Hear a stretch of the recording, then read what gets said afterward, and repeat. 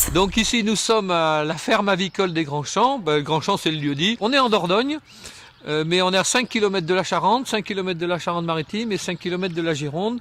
On est dans le Périgord vert, on appelle ça. On a du poulet bien sûr, c'est la volaille de base, de la pintade, de la canette de barbarie, du pigeon, du lapin, on a quelques autruches.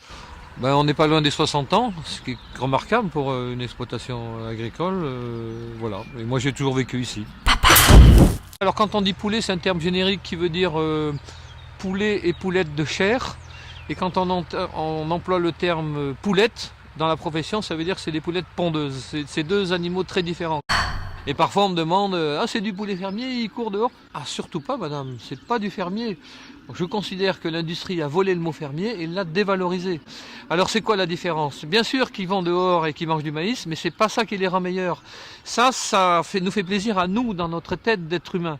Mais ce qui les rend meilleurs, et ça paraît très curieux ce que je vous dis, c'est l'âge. C'est quelque chose auquel on pense pas. Alors nous, c'est notre manière de nous démarquer, si on veut. La plupart des gens qui font comme nous, on est sur des marchés de niche. Et donc, ils font du gras, ils font ce qu'on appelle une chair persillée, ils font ce qu'on appelle des infiltrations graisseuses, un mélange de chair et de graisse, un peu comme les chapons ou les poulardes.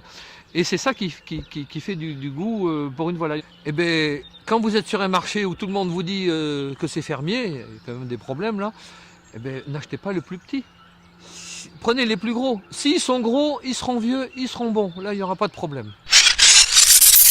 Donc on a beaucoup de bistrots, la plupart des bistrots connus de Paris. Mais on a aussi quelques petits revendeurs de haut de gamme. Et je pense notamment à Papa Sapiens qui est dans le 17e au marché Poncelet. Là on s'adresse quand même avec Papa Sapiens à des gens qui sont vraiment épicuriens et qui peuvent goûter par eux-mêmes sans se faire influencer par tout un marketing.